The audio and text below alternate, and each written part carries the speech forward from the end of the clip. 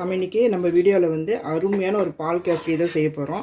இப்போ குழந்தைங்க வந்து இப்போ சனி ஞாயிறு லீவில் இருக்கும்போது இந்த மாதிரி ஒரு கேசரி பண்ணுங்கள். இல்லை நம்ம வீட்டில் ஏதோ ஒரு ஃபங்க்ஷன் அப்படின்னு நினச்சிங்கன்னா கூட ஏதோ சிம்பிளாக சீக்கிரமாக ஒரு ஸ்வீட் செய்யணும் அப்படின்னு நினச்சா இந்த மாதிரி ஒரு பால் கேசரியை ட்ரை பண்ணி பாருங்கள். செய்யுது ரொம்ப ஈஸிங்க. ஒரு 10 நிமிஷம் கூட ஆகாது. இந்த ரவை வந்து வேகிற டைம் மட்டும்தான் நமக்கு தேவைப்படுது. இது வந்து செய்யறது ரொம்ப சிம்பிள், ரொம்ப ஈஸி. எல்லாத்துக்கும் கேசரி வந்து எல்லாத்துக்குமே ரொம்ப பிடிக்கும். இது வந்து எப்படி செய்யுது அப்படின்ட்டு வாங்க ஃப்ரெண்ட்ஸ் வீடியோக்குள்ளே போய் பார்க்கலாம். வீடியோக்குள்ளே போகிறதுக்கு முன்னாடி புதுசாக பார்க்குறவங்க நம்ம சேனலை சப்ஸ்கிரைப் பண்ணி வச்சுக்கோங்க.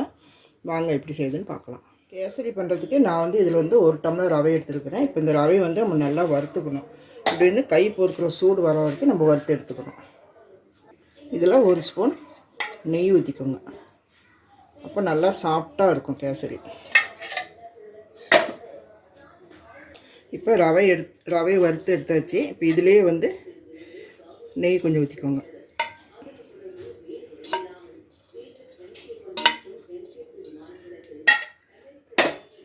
இதில் கொஞ்சமாக ஆயில், வாசனை இல்லாத ரீஃபைண்ட் ஆயில் எடுத்துக்கோங்க. ஒரு 2 டேபிள் ஸ்பூன் ஊற்றிக்கோங்க. ஒரு நெய்யே ஊற்றினாலும் நமக்கு தகட்டிடும், சாப்பிட முடியாது. நம்ம கடைசியில் ஒருக்கா நெய் போடுவோம். இப்போ இது வந்து காஞ்சதுக்கப்புறம் நம்ம விருப்பத்துக்கு நமக்கு எவ்வளோ பிடிக்குமோ அந்த அளவுக்கு முந்திரியும் திராட்சையும் போட்டுக்கலாம். நான் வந்து ஒரு அரை கை அளவுக்கு முந்திரி, அரை கை அளவுக்கு திராட்சை எடுத்து வச்சுக்கிறேன். இதை போட்டு நல்லா வதக்குங்க. கொஞ்சம் கலர் மாதிரி வரட்டும். இதுக்கு வந்து ஒரு டிப்ஸ் ஒன்று ஃபாலோ பண்ணுங்கள். மெதுன்ட்டு வரும், சாப்பிட்றதுக்கு அப்படியே வாயில் வச்சா கரைஞ்சி போகிற மாதிரி வரும். அது என்ன டிப்ஸுன்னு நான் சொல்கிறேன். இப்போ பாருங்கள், இந்த அளவுக்கு வந்து நல்லா ப்ரௌனாக வதக்கியாச்சு. இப்போ இதில் வந்து பால் ஊற்றுப்பறேன். 1க்கு 3.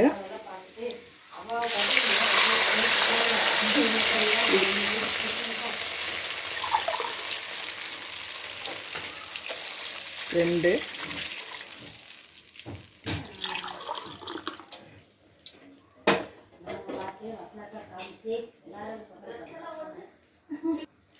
1க்கு 3 ஊற்றலாம், இல்லைன்னா 3.5 ஊற்றலாம். நான் வந்து இப்போது 2 டம்ளர் பால் ஊற்றிருக்கிறேன். இப்போ ஒரு 1/2 டம்ளர் பால் எடுத்துருக்கிறேன். இதுலேயே கொஞ்சம் தண்ணி 3 ஆச்சு. இதோட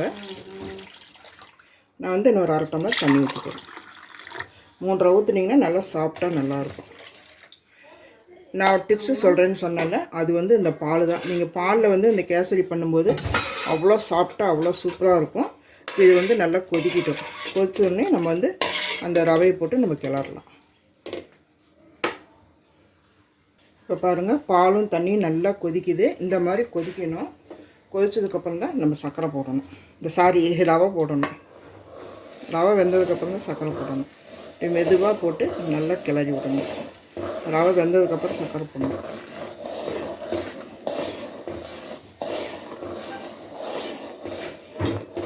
இப்படி நல்லா கிளறி விட்டுருணும்.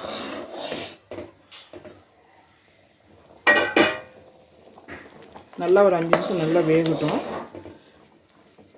இப்போ பாருங்கள், ரவை வந்து நல்லா வெந்துருச்சு. இதில் வந்து கொஞ்சம் ஏலக்காய் தூள்,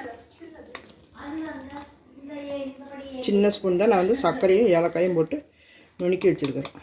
1 ஸ்பூன் போட்டுக்கலாம். இது கூட வந்து இன்னொரு டிப்ஸ் பார்த்திங்கனாக்கா, இந்த டூட்டி ஃப்ரூட்டி எப்போவுமே நம்ம வந்து சிவப்பு கலர் மஞ்சள் கலர் தானே செய்கிறோம். இது வந்து இருந்தால் போடுங்க, இல்லைன்னா நம்ம எப்பவும் போலவே செஞ்சிடலாம். போட்டு நல்லா கிளறி விடுங்க.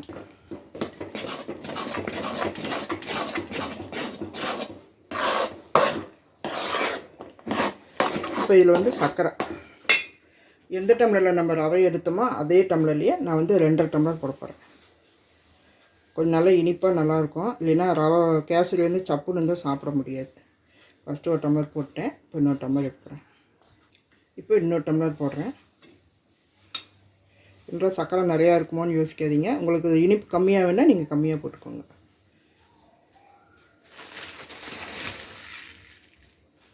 ஆமாம், இப்போ வந்து இன்னொரு 1/2 டம்ளர் போட்டுக்கிறேன். இப்போ இதை வந்து நீங்கள் கை விடாமல் கிளறணும். இது நல்லா கிளறி விட்டுருங்க. இப்போ கிளறிட்டே இருந்தீங்கன்னா சர்க்கரை நல்லா கரைஞ்சி நல்லா மெல்ட் ஆகும். மறுபடியும் வந்து கெட்டியாகும். இந்த மாதிரி கை விடாமல் நல்லா கிளறிட்டே இருங்க. பாருங்கள் எவ்வளோ தண்ணியாட்டாகுதுன்ட்டு. தண்ணியாட்டாகுதுன்னு நினைக்காதீங்க. மறுபடியும் வந்து இது வந்து கெட்டியாகும். இப்போ பாருங்கள் நல்லா கரைஞ்சிருச்சு, எல்லா சர்க்கரையும் நல்லா கரைஞ்சிருச்சு. இப்படி தண்ணியாட்டு இருந்தாலும் நம்ம கொஞ்ச நேரம் ஆறினோடனே நல்லா கெட்டியாயிரும், நமக்கு நல்லா ஸ்மூத்தாக வாயில் வச்சோடனே கரையிற மாதிரி ஆயிரும். இப்போ இதில் வந்து ஒரு 2 ஸ்பூன் நெய் ஊற்றிக்கலாம். இதுக்கு நெய்யே அதிகமாக தேவைப்படாது.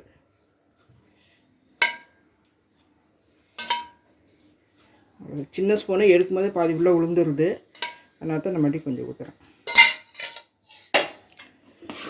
நல்லா கிளறி விட்டுட்டு ஒரு 2 நிமிஷம் அப்படியே மூடி வச்சுருங்க. சூப்பராக ரெடி ஆகிடும். எப்போவுமே ரவை வெந்ததுக்கப்புறம் தான் நீங்கள் சர்க்கரை போடணும். பிகினர்ஸ் செய்கிறவங்க, பிகினர்ஸ் வந்து அவங்க கேசரி பண்ணுற மாதிரி இருந்தால் இந்த டிப்ஸை ஃபாலோ பண்ணிக்கோங்க. ரவை வெந்ததுக்கப்புறம் தான் நீங்கள் சர்க்கரையை போடணும், இல்லைன்னா ரவை வேகாது.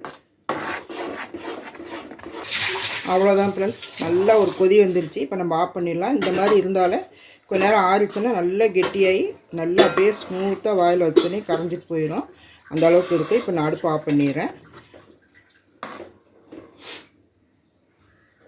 அவ்வளோதான் ஃப்ரெண்ட்ஸ், நீங்களும் இதேமாரி ஒரு பால் கேசரி செஞ்சு பாருங்கள். ரொம்ப ஸ்மூத்தாக இருக்கும். நான் சொன்ன டிப்ஸ் எல்லாம் ஃபாலோ பண்ணுங்கள். ரொம்ப சூப்பராக ரொம்ப நல்லா வரும். எப்போவுமே நம்ம தண்ணியே ஊற்றி வேக வைக்கிறதுக்கு இந்த மாதிரி நம்ம டிஃப்ரெண்ட்டாக பால் ஊற்றி வேக வச்சுக்கலாம். இந்த வீடியோ பிடிச்சிருந்தால் லைக் பண்ணுங்கள், ஷேர் பண்ணுங்கள், கமெண்ட் பண்ணுங்கள், சப்ஸ்கிரைப் பண்ணிவிட்டு அப்படியே பக்கத்தில் இருக்கிற பெல் பட்டனை கிளிக் பண்ண மறந்துடாதீங்க. மீண்டும் அடுத்த ஒரு நல்ல வீடியோவில் சந்திப்போம். நன்றி, வணக்கம்.